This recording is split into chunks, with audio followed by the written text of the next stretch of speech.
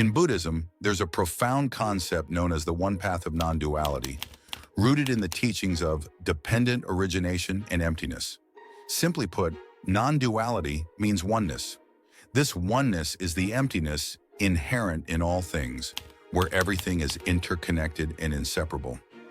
In the Buddhist view, the heart and the Tao are one. This concept of unity also echoes the Taoist saying, "One gives birth to all things." Intriguingly, this ancient wisdom aligns closely with modern theoretical physics. According to some theories, the entire universe emerged from a singularity at the Planck scale. Remarkably, this mirrors the idea that the universe is just the outward manifestation of a deeper, hidden order, a concept that could be described as the explicated order emerging from the implicated order of that singularity. So, what does the one path of non-duality truly mean for us? On a practical level, it urges us to look beyond the dualities that shape our thinking, right and wrong, good and bad, male and female. In our everyday lives, we're often caught in these opposing forces. Yet this teaching encourages us to transcend these dualities and seek a higher, more unified truth, one that surpasses the apparent divisions in the world. This higher unified truth is the Tao of nothingness or emptiness. It's not about own or not own, being there or not being there. It is about nothingness, but not nothing. This mirrors a fascinating parallel with modern physics, where quantum particles exist in a state of superposition, simultaneously being one and zero. Similarly, it's not about being there or not being there. It's about nothingness, but not nothing. By embracing the Tao of nothingness or emptiness, derived from the one path of non-duality, as taught by Taoism and Zen Buddhism, we can free ourselves from being trapped in routine emotions or troubles. We come to see that everything is but a brief ebb in the vast river of time, a fleeting ripple in the greater flow of life. This principle also reminds us that everything in life is interdependent. There is no absolute birth or death. Instead, life is a constant flow of change, and both birth and death are temporary states, mutable, not fixed.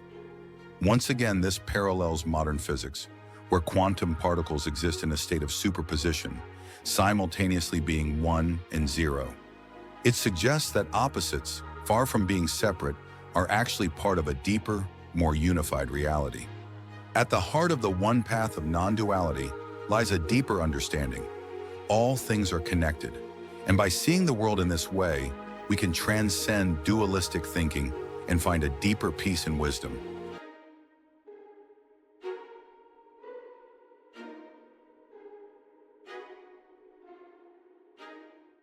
Miyamoto Musashi's Final Iron Gate in the Unmoved Heart. During the late Sengoku period in Japan, Miyamoto Musashi, regarded as the saint of the sword, faced off against swordsmen from all over Japan. From the age of 13 to 29, he fought over 60 duels and never lost once. But what was the state of his soul? Musashi's reputation wasn't just built on his skill with the sword. His writings, particularly the Book of Five Rings and his 39 precepts, also reveal the depth of his thinking, his rich philosophical realm, and vast knowledge. He truly embodied the title of master and used swordsmanship to understand the way of the world. His writings and actions were filled with profound wisdom about life and governance. Musashi once described the heart of his swordsmanship with the following metaphor: the clear, tranquil waters of a jade pond, reflecting like a brilliant mirror. The spirit behind this image is one of emptiness, a mental and spiritual state of clarity and stillness. In fact, the final chapter of the Book of Five Rings is titled the Book of Emptiness. Musashi believed that the sword of emptiness was the ultimate sword, representing the core of the martial way. Musashi's concept of the way of emptiness was the way of clarity. This clarity is achieved through deep, continuous practice, training both the heart and the mind, sharpening awareness and perception. When the mind is spotless and the clouds of confusion disperse, you reach true clarity. This aligns with Wang Yangming's idea of a bright and clear heart. In swordsmanship, emptiness is a state of freedom, a clear and transparent mindset. When facing an enemy, it means not being clouded by the environment, not swayed by the opponent's actions, and not affected by personal emotions or thoughts. It is about seeing things in their true form and responding accordingly. This is the meaning of emptiness. Life, like swordsmanship, is full of chaotic, high-stakes moments, and the greatest danger is believing you know what is going to happen next. Musashi's insight into seeing through all things to reach their essence didn't happen overnight.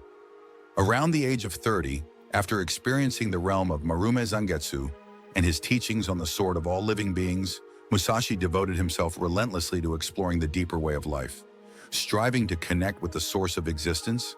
At the age of 50, Musashi reflected on his journey, saying, "From this point, I set my goal as the state of my swordsmanship, an unyielding pursuit. Eventually, I became renowned for my unparalleled skills and felt confident that I was invincible in battle. But despite this, I couldn't break through the final iron gate. These past few years of struggle were because of this. Late at night, I even considered suicide. My study of painting, my study of Chinese literature and various books, everything was to find the key to opening this iron gate. Musashi's sword was a sword of exploration, aiming to unlock the mysteries of life. The foundation of all laws lies in the rock-solid body, the embodiment of Wang Yangming's principle of the unmoved heart. So how can we remain as unmoved as a mountain? It's about maintaining an ordinary, peaceful heart." Musashi emphasized the value of waiting without impatience. This is no easy feat. When two opponents face each other with blades drawn, victory and defeat, life and death, hinge on a single moment. Both are waiting for the perfect opportunity, a moment when the opponent shows even the slightest weakness. Without a peaceful mind, it would be impossible to grasp that fleeting instant. The ordinary mind does not distinguish between waiting and not waiting, nor does it suffer the pain of anticipation or disappointment. Those who wait are in a passive position. Their situation is less than ideal. But those who are well-grounded, those who respond with an ordinary mind, can transform passivity into activity. More precisely, there is no distinction between the active and passive. This is the one path of non-duality of emptiness. The one path of non-duality and the clarity of an unmoved heart represent the final iron gate Musashi sought, his ultimate pursuit in life.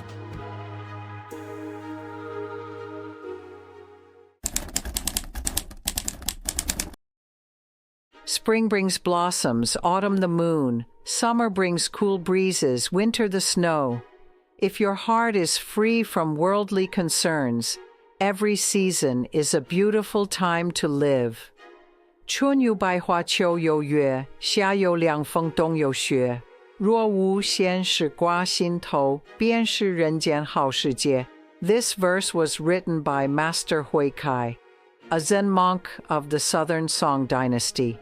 Huikai suggests that when we let go of distractions, our hearts naturally open, allowing us to appreciate the beauty of life in all seasons. In doing so, we realize that every moment is the perfect moment. In the rush of daily life, have you ever longed for a moment of stillness, a space where the noise fades and a deep sense of calm takes over? For centuries, Zen masters have uncovered a secret, a way to embrace peace, not by escaping the world, but by fully immersing in it. A way to find clarity amidst chaos. In this video, we'll explore how you can integrate ancient Zen wisdom into your daily routine, prepare for deep meditation, and finally, embark on a guided meditation journey to awaken a profound sense of tranquility within. So take a deep breath. Your journey begins now. Embracing Zen in daily life. Integrating ancient Zen wisdom into your daily routine can cultivate a deep sense of calm and joy, even amid a busy schedule. Before diving into meditation, reflecting on core Zen teachings can set the stage for a more harmonious practice. Zen philosophy emphasizes mindfulness and presence in every moment. Here's how you can infuse Zen into your daily life. Mindfulness in routine tasks. Approach everyday activities like washing dishes or walking with full attention. By immersing yourself in the present, even the simplest tasks become a form of meditation.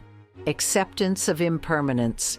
Everything in life, joy, sorrow, success, and hardship, is transient.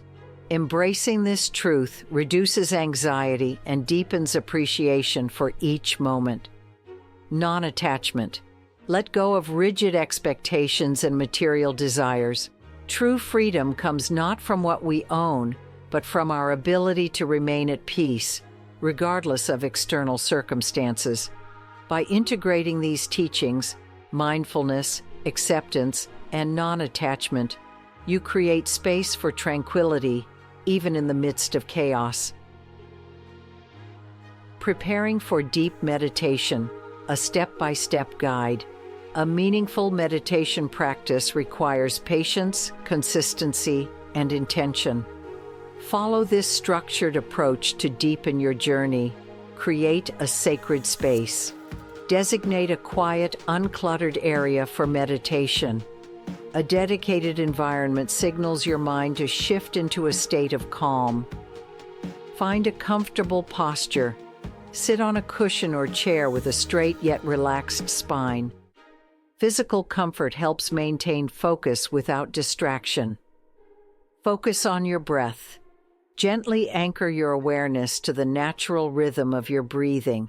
This simple practice cultivates mindfulness and steadies the mind. Observe without judgment. Thoughts will arise. Acknowledge them without attachment, then return to your breath. Over time, this practice fosters mental clarity and emotional resilience. Start small, grow steady. Begin with short sessions. Gradually increase in duration as your comfort grows. The key to mastery lies in consistency. By embracing these steps, you can cultivate the art of Zen meditation and unlock its profound benefits, leading to a life of clarity, balance, and inner peace. Now, take a deep breath and gently close your eyes. Feel the natural rhythm of your breathing, letting each inhale and exhale bring you into the present moment. Relax your body, quiet your mind, and allow yourself to settle into stillness. Let's begin the meditation with soothing music.